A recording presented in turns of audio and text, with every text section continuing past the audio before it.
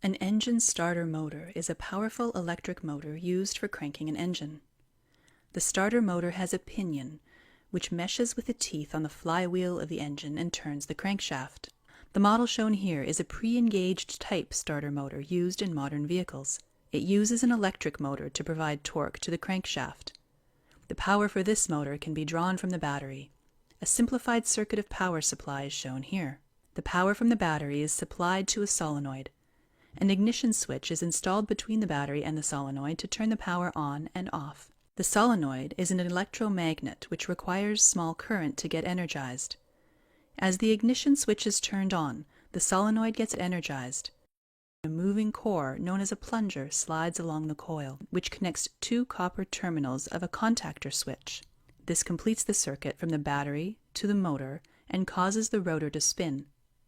When the solenoid is de-energized, the core returns back and disconnects the motor from the battery. We may wonder why the solenoid and the contactor are used instead of directly connecting the battery to the motor and reducing the complexity.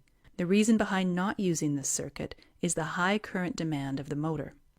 The motor is considerably powerful and demands heavy current for operation. To handle this current, the ignition switch needs to be unusually large. It also requires very thick wires running from the battery to the switch and then to the motor, which is technically inconvenient. This is why solenoid is used, which demands lower current for being energized.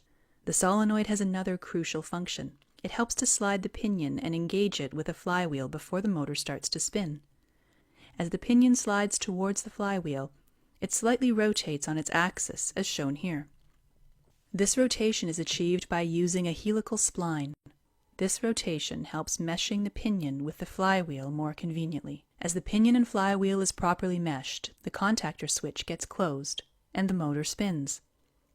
As we can observe that the pinion is considerably small compared to the flywheel, the gear ratio of the flywheel and pinion is generally from 15:1 to 20:1. The high torque obtained from this gear reduction is still insufficient to crank the engine.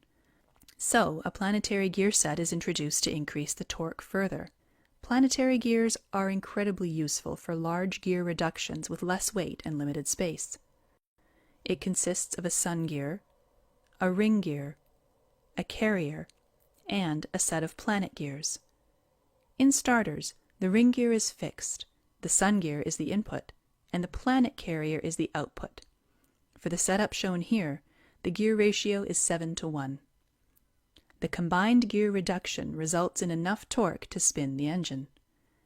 As the engine is started, the pinion needs to be disengaged from the flywheel to prevent backdrive of the motor, which might damage it due to the excessive speed. This is done by releasing the ignition switch, which de-energizes the solenoid, and the pinion returns back. But if the operator fails to release the ignition switch as soon as the engine is started, the flywheel will drive the pinion too fast and damage the motor. To prevent this, a one-way clutch is used. The one-way clutch has a set of rollers installed between the outer and inner races. When the outer race is rotated by the motor, the rollers get trapped and transfer power to the pinion. As soon as the engine is started and drives the pinion at a high speed, the rollers get released and power transfer is stopped.